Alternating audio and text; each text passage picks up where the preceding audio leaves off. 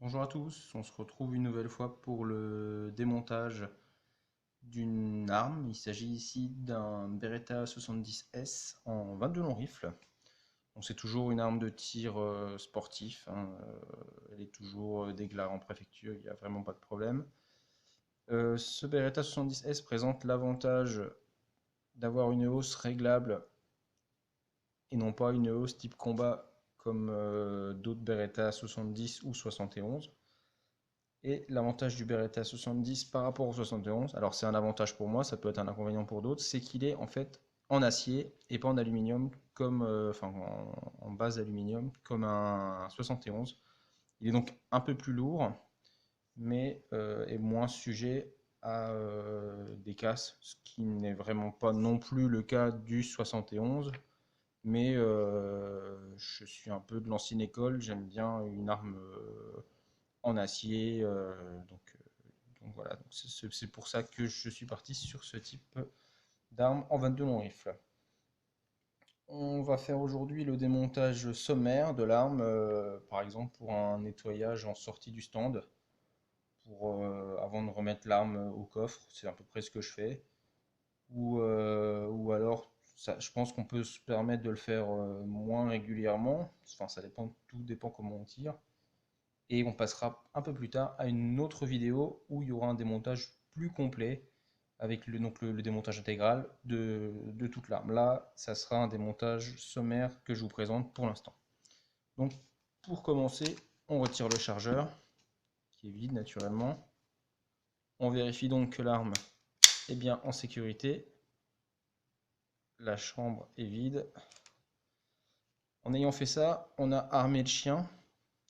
Ça nous permet de reculer la culasse plus facilement, on va dire, et pouvoir avancer. On voit que là, il y a une petite encoche, ce qui nous permet ensuite d'avancer le levier de telle manière et de pouvoir sortir la culasse. Voilà, c'est très très simple. Là, on se retrouve maintenant avec la carcasse d'un côté. Alors le nettoyage de la carcasse est très simple. On voit qu'il n'y a vraiment pas grand chose à faire. Moi, je passe un coup de brosse, une brosse à dents simplement, pour enlever les petits résidus de poudre près du marteau. Je nettoie les glissières de part et d'autre, également la brosse à dents.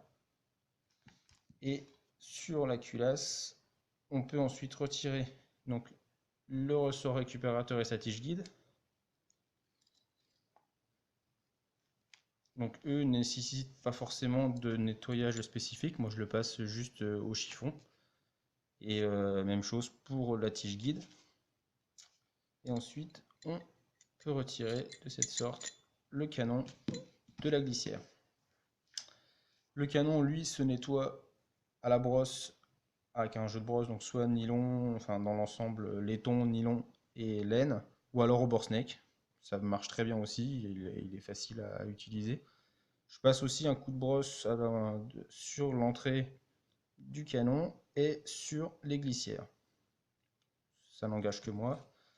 Je fais la même chose sur les glissières de la culasse et c'est à peu près tout ce que je fais comme nettoyage. Mis à part que je passe quand même un petit coup de brosse sur la sortie du percuteur et sur la griffe de l'extracteur. C'est le nettoyage vraiment que je fais à chaque sortie de stand.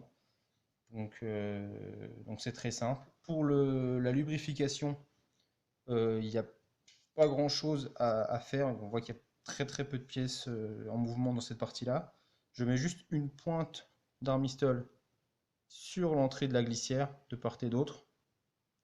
Ça permet en fait que, en remettant la culasse à sa place, l'huile se disperse sur tout le long de la glissière sans pour autant avoir des coulures d'huile infâmes qui sont le long de l'arme. Donc pour le remontage, c'est simplement l'inverse. Donc on commence par remettre le canon dans la glissière. Hop, bien à sa place. Alors pour vérifier sa place, c'est très simple. Il y a une petite encoche dans le canon qu'il suffit de faire coïncider avec l'extracteur. Voilà. Ensuite, le ressort récupérateur autour de sa tige guide. Là, il n'y a pas de sens. On remet le ressort récupérateur à sa place. Et la tige guide, il y a une petite encoche dans le canon. Alors, c'est pas forcément simple à voir peut-être sur la vidéo, c'est très simple en vrai. Il y a une encoche, j'essaie de faire un peu la mise au point. Je sais pas si on va voir, peut-être comme ça. Il y a une encoche qui permet donc juste, c'est pris sur quelques millimètres, je suis même pas sûr qu'il y ait 2 millimètres. Et donc ça paraît un peu surprenant au début, mais ça tient bien. Donc voilà, en fait, on a là, de cette manière, alors il faut juste vérifier bien sûr que le guidon ne soit pas coincé dans la glissière et qu'à terme, la petite encoche corresponde toujours bien à notre extracteur. Enfin, on peut remonter donc la glissière, la culasse pardon, sur le bâti. Et donc pour ce faire, on vérifie juste que l'axe, le levier soit bien vers l'avant, avec la partie donc parallèle aux glissières. Parce qu'on peut continuer à le tourner, il tourne fou en fait. Donc il faut juste qu'il soit dans la bonne position, sinon ça va coincer lors du remontage. On avance bien le canon à fond. Et une fois qu'on a fait ça, on peut se permettre de reverrouiller l'arme, remettre le levier vers l'arrière. Et voilà. Là maintenant, le chien est armé. On peut pas faire feu, enfin, ramener le chien parce qu'il n'y a pas de chargeur. Donc on réengage le chargeur. Et là, hop, voilà, l'arme est remontée et prête à faire feu.